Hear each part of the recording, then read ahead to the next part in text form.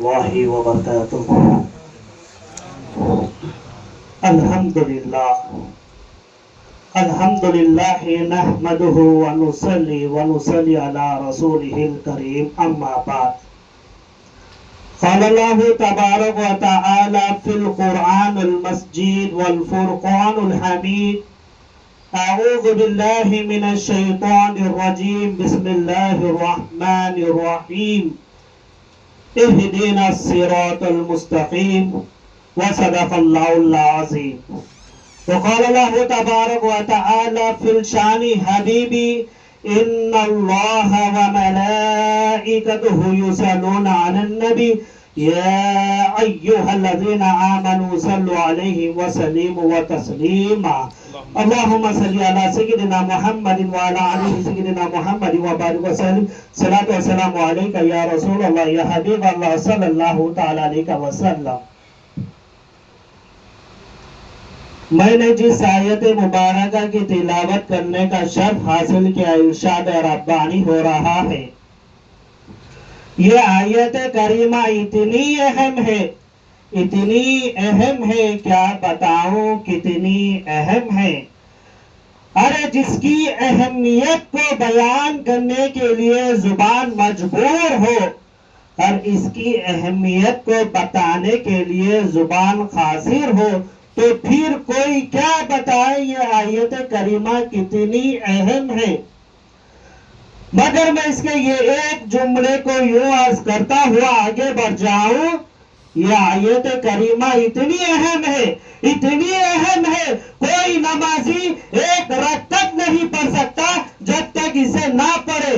پوری نماز کی دور کوئی نمازی ایک رکعت نہیں پڑھ سکتا جب تک اسے نہ پڑھے، ورنہ سورہ فاتحہ کیا پڑھنا ضروری ہے؟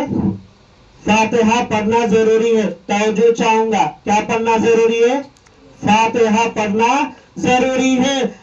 ہر رکعت میں فاتحہ پڑھنا ضروری ہے، اور اچھا لگے تو پڑھو، اچھا نہ لگے تو پڑھو، سنت سمجھے تو پڑھو، چاہے بدعت سمجھے تو پڑھو، فاتحہ پڑھنا ضروری ہے۔ میں نے عالم خیال میں رب کی بارگاہ میں معروضہ کیا، یا الہ العالمین اس سورہ فاتحہ کی بجائے سورہ اخلاص کی کیوں نہیں کمپلسری کر دیا؟ حالانکہ تیری ہدایت کا ذکر ہے، تیری حریت کا ذکر ہے، لم یلد کا ہونے کا ذکر ہے، ولم یولد کا ہونے کا ذکر ہے، کفر نہ ہونے کا ذکر ہے، لیکن کمپلسری نہیں۔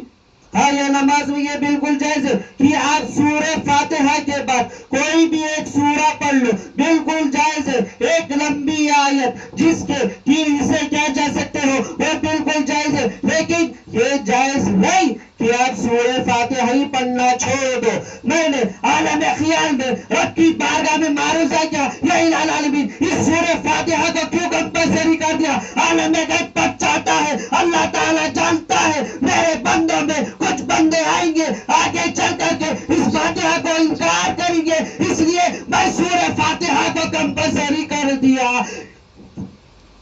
اس لیے وہ سورہ فاتحہ پڑھنے سے تو انکار کریں گے، اپنے گھروں میں فاتحہ نہ پڑھیں گے، اپنے دکانوں پہ فاتحہ نہ پڑھیں گے، اپنے گھروں پہ فاتحہ نہ پڑھیں گے، اپنے اجتماع میں فاتحہ نہ پڑھیں گے، اپنے دارالعلوم میں فاتحہ نہ پڑھیں گے۔ اس لیے میں سورہ فاتحہ کو کمپلسری کر دیا۔ سن، میں تجھ کو تیرے ہی گھر سے اٹھاؤں گا، اپنے گھر بلاؤں گا، وضو کرواؤں گا، فجر میں 4 مرتبہ فاتحہ پڑھاؤں گا، ظہر میں 12 مرتبہ فاتحہ پڑھاؤں گا، عصر میں 8 مرتبہ فاتحہ پڑھاؤں گا، مغرب میں 7 مرتبہ فاتحہ پڑھاؤں گا، عشاء میں 17 مرتبہ فاتحہ پڑھاؤں گا۔ ایک جملے کے فاتحہ کا انکار کرتا ہے، میں دن کے 48 دفعہ فاتحہ پڑھاؤں گا۔ اہدنا الصراط المستقیم۔ اے اللہ، تو ہمیں کسی نے لکھا دکھا، کسی نے لکھا چلا، الحمدللہ ہم دیکھ بھی چکے ہیں، چل بھی رہے ہیں۔ ضرورت ہے قائم رہنے کی، ضرورت ہے قائم رہنے کی۔ اے اللہ، تو ہمیں سیدھا راستہ چلا، ہم اسی کو ہی پکڑ کے چلیں گے۔ سیدھا راستہ ہے کون سا؟ سیدھا راستہ ہے کون سا؟ اور ہمیں یہ بھی تو دیکھنا پڑے گا سیدھا راستہ ہے کون سا۔ قرآن پاک فرما رہے ہیں صراط الذین انعمت علیہم، سیدھا راستہ ان کا جن پر اللہ نے انعام فرمایا. یہ انعام والے ہیں کون؟ اور ذرا یہ بھی تو دیکھیں گے امام والے ہیں کون؟ تو رب تبارک و تعالی قرآن پاک میں فرما رہا ہے انعم اللہ علیہم من النبیین والصدیقین والشہداء والصالحین. انعام والے نبیین ہے، انعام والے صدیقین ہے، انعام والے شہداء ہے، انعام والے صالحین ہے. لیکن فہرست تو لمبی ہے، میں مختصر کر کے آگے بڑھ جاؤں. انعام والے نبی اعظم ہے، انعام والے صدیق اعظم ہے، انعام والے شہید اعظم ہے، انعام والے غوث اعظم ہے، انعام والے خواجہ اعظم ہے. اب نماز میں دعا کر رہے ہیں اے اللہ ہمیں غوث اعظم کے راستے پہ چلا، خواجہ اعظم کے راستے پہ چلا، سیدی شاہ رضا کے راستے پہ چلا، سیدی شاہ محمود پیا کے راستے پہ چلا. اب نماز میں دعا کرے اے اللہ ہمیں بزرگان دین کے راستے پہ چلا، اولیاء کاملین کے راستے پہ چلا. اب پوری نماز ہونے کے بعد یہ ملا کہہ رہا ہے ہمیں کسی کی ولی کی ضرورت نہیں، کسی کی پیر کی ضرورت نہیں، کسی کی مرشد کی ضرورت نہیں. ارے بھائی بات آخری دور کے ملاؤں سے یہ سوال کرنا چاہتا ہوں جب تجھے ضرورت نہ تھی تو نماز میں کھڑ کے کیوں جھوٹ بولا؟ نماز میں کیوں جھوٹ بولا؟ جب تجھے ضرورت نہ تھی تو اہدنا الصراط المستقیم کا لفظ کیوں استعمال کرا؟ جب ضرورت نہ تھی. دوران تقریب میں آپ نے سماعت فرما چکے سورہ فاتحہ تو کمپلسری ہے، اس لیے پڑھنا بھی ضروری ہے. اس لیے کہتے ہیں کہ اپنے اپنے ایمان کی حفاظت کریے.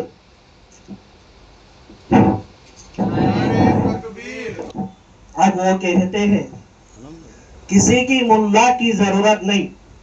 جو ملا کہتے ہیں کسی کی ولی کی ضرورت نہیں، کسی کی پیر کی ضرورت نہیں، کسی کی مرشد کی ضرورت نہیں.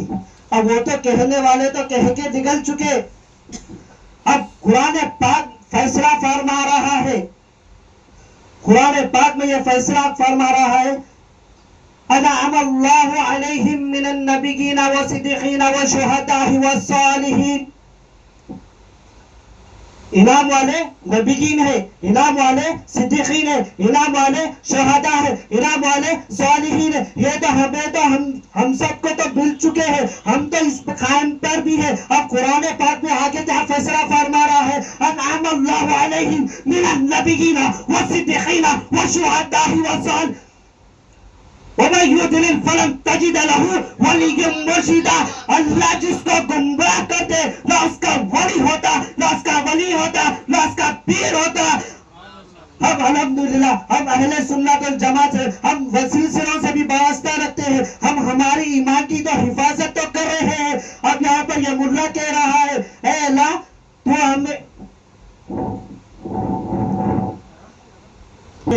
ہمیں کسی کی پیر کی ضرورت نہیں، کسی کی مرشد کی ضرورت نہیں، کسی کی ولی کی ضرورت نہیں. اب میں یہ کہنا چاہتا ہوں اگر ضرورت نہ تھی تو نماز میں تو جھوٹ تو بول دیا. اب یہاں پر ہم پر ابھی 11ویں شریف کا مہینہ سایہ فگن ہے.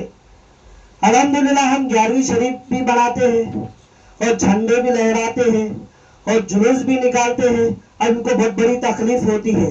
کس بات پر تکلیف ہوتی ہے آپ یہ بھی تو دیکھ لو. پیران پیر کا جیسا مہینہ آتے ہی یہ وہابیوں کے کڑپچھاک ملاؤں کو بدعقیدے ملاؤں کے سینوں پہ سانپ لوٹے جاتے ہیں. کس لیے سانپ لوٹے جاتے ہیں کہ میں پوچھنے لگا تو پیران پیر کے مہینے کو کیا مانتا ہے یا نہیں؟ وہ کہتے ہیں کہ نہیں. کس لیے؟ کہا کہ مولا حسن علیہ السلام کی اولاد سے ہے. تو مولا حسن علیہ السلام کی اولاد کو مانتا ہے کیا؟ تو نہیں. کس لیے؟ کہ مولا علی کے بیٹے ہیں. اس لیے اب میں یہ کہنے لگتا ہوں، اب میں کہتا ہوں مولا حسن علیہ السلام، جب میں اس وقت کا واقعہ سنانا چاہتا ہوں جب مولا حسین علیہ السلام جب ننھے سے شہزادے ہیں، ایک مرتبہ اپنی گردن آسمان پر فرمائی اور نظر فرمائی، ایک تختی لگی ہوئی تھی. اس تختی پر دیکھتے ہیں تو کیا دیکھتے ہیں؟ اس تختی کو کہتے ہیں سب سے پہلے لفظ لوح محفوظ کہتے ہیں. اس لوح محفوظ پر نظر فرمائی اور دیکھا اور مولا میں کیا دیکھتا ہوں؟ اس تختی پر میری اولاد میں سے کوئی بیٹا امام نہیں ہے، اور میرے چھوٹے بھائی مولا حسین علیہ السلام کے سارے بیٹے امام ہیں۔ تو عالم غیب سے آواز آئی، اے میرے حبیب کے لالے، آپ نے صحیح فرمایا، آپ کے سارے بیٹے اس امام کے جماعت میں تو شامل نہیں۔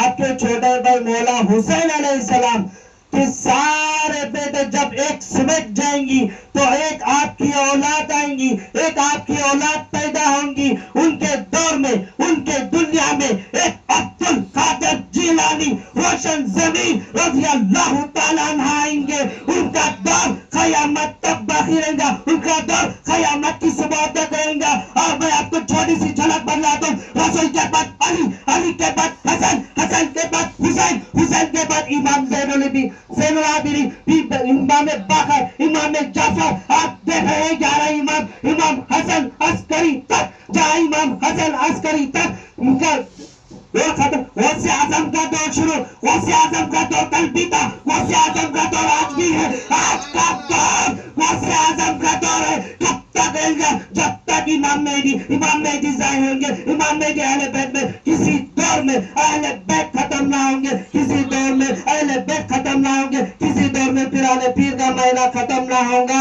اور کوئی گمراہ ہوا یا تو علی کو چھوڑا ہوگا، وَمَن يُضْلِلْ فَلَن تَجِدَ لَهُ وَلِيًّا مُرْشِدًا۔ ہاں اگر کوئی گمراہ ہوا یا تو علی کو چھوڑا ہوگا، یا حسن کو چھوڑا ہوگا، یا حسین کو چھوڑا ہوگا، یا امام زین العابدین کو چھوڑا ہوگا، یا امام باقر کو چھوڑا ہوگا، یا امام صادق کو چھوڑا ہوگا، یا غوث اعظم کو چھوڑیں گے تو گمراہ ہو جاؤ گے۔ وَمَن يُضْلِلْ فَلَن تَجِدَ لَهُ وَلِيًّا مُرْشِدًا۔